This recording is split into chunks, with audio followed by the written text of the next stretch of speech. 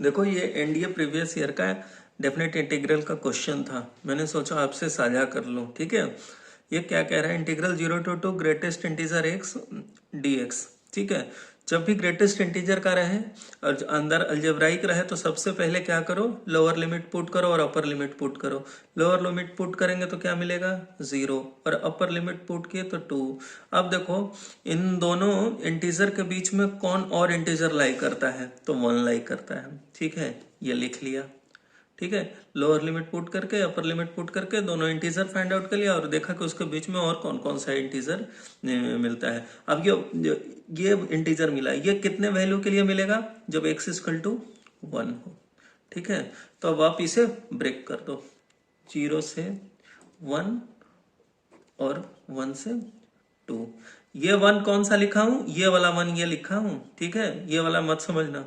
अब आप देखो 0 से 1 के बीच में जब x रहेगा तो ग्रेटेस्ट इंटीजर x क्या क्या मिलेगा हमें, 0 मिलेगा।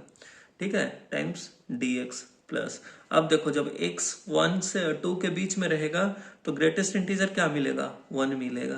तो ठीक है, 1 time dx is equal to, ये 0 बन गया, इसे किया तो x और लिमिट रख दिया। ठीक है, तो 2 - 1 इज इक्वल टू 1। तो करेक्ट ऑप्शन बी है। इतना आसान तरीके से इसे सॉल्व किया।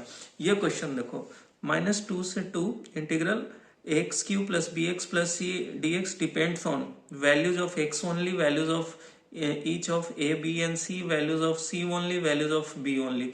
आप एक चीज देखो यहाँ पे, पहला बात -2 से 2 है, दूसरा में तुरंत स्ट्राइक करना चाहिए कि ऑड इवन का चक्कर। ठीक है, पहली चीज।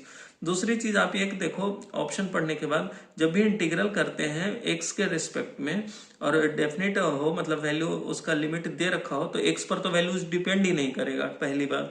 तो ये ऑप्शन जो कह रहा है वैल्यूज ऑफ x ओनली, ये तो कतई हो ही नहीं सकता है भाई। अल्टीमेटली इंटीग्रेट करके आप लिमिट तो पुट करते हो, अपर लिमिट और लोअर लिमिट, तो x का तो सवाल ही खड़ा नहीं होता है। तो वैल्यूज ऑफ x ओनली पहले ही है।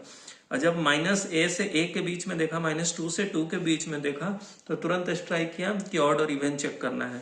आप इसे, एक तरीका था ये भी कि आप इसे निकालो, क्योंकि सिंपल अलजेब्राइक है, इसका भी इंटीग्रल निकाल लोगे, इसका भी निकाल लोगे और फिर करोगे तो आप देखोगे उससे भी निकल जाएगा, लेकिन वो बहुत लॉन्ग और लेंदी मेथड जाएगा।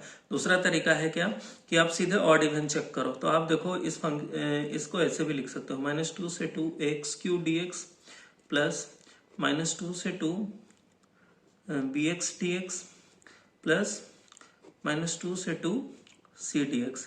देखो क्यूबिक है, ax³ मतलब x³ का क्यूबिक है। ये कौन सा फंक्शन है, ऑड। ठीक है, ऑड फंक्शन है। ऑड का आपको एक चीज पता है, जितना उसके राइट साइड में, मतलब ऑरिजिन से राइट साइड में जितना एबव एक्स एक्सिस रहता है उतना ही बिलो एक्स एक्सिस रहता है। तो नेट रिजल्ट एरिया निकालेंगे तो 0 बनेगा। ठीक है, हमेशा ऑड फंक्शन ऑरिजिन के अबाउट सिमेट्री रहता है, तो ये 0 मिल गया। ठीक है, ये देखो x है, y=x का ग्राफ बनाते हो, ये भी ऑड फंक्शन है और ये भी ऑरिजिन के अबाउट सिमेट्री रहेगा, तो जितना एरिया अबव एक्स एक्सिस उतना ही बिलो एक्सिस, तो ये भी 0 नेट। ठीक है, ये भी 0। c क्या है, कांस्टेंट फंक्शन है जो कि इवन फंक्शन है। इवन फंक्शन है तो मतलब कि अगर इसे करें तो ये वैल्यू नॉन जीरो आएगा। ठीक है, और कांस्टेंट है तो इसका ग्राफ ऐसे आएगा, अगर c पॉजिटिव ले लें तो ऐसे आएगा, यही c है, y=c। ठीक है, -2 से 2 कह रहा है तो क्या हो जाएगा, ये 4 टाइम्स c आ जाएगा।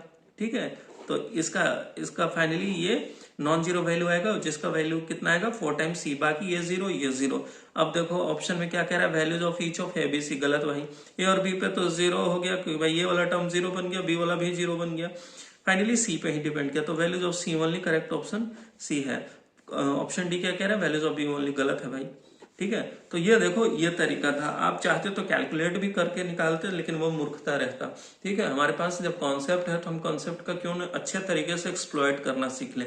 अच्छे तरीके से कॉन्सेप्ट को एक्सप्लॉइट करने के बाद ही आदमी को कम समय में पूरा का पूरा रिजल्ट मिल जाता है। ठीक है, तो ये एक तरीका था, आप इसे इंटीग्रेट करके लिमिट पुट करके निकालते। दूसरा तरीका था हम ऑड इवन का चक्कर निकाल लिया और उससे हम तुरंत आंसर तक पहुंच गए।